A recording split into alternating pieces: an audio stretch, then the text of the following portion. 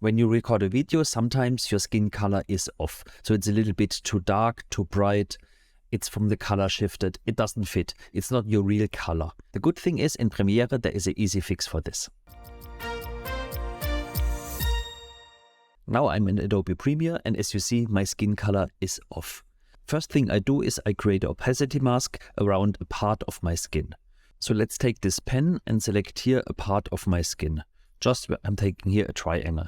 And as you see, only my skin is now selected. Now I go to the window, Lumetri Scopes. And here I see this graphic.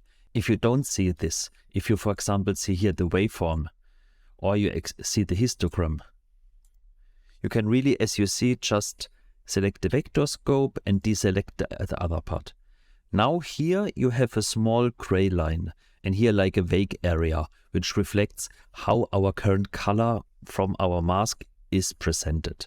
When I go now to Window, Lumetri Color, I can here adjust the temperature and the tint. So let's adjust the temperature, and as you see, it gets smaller, but also perfectly aligns to this line. I can also here with the tint a little bit move it in both directions, but we can keep it on the original value. It looks already good. Now if I click on Effect Controls and deactivate my mask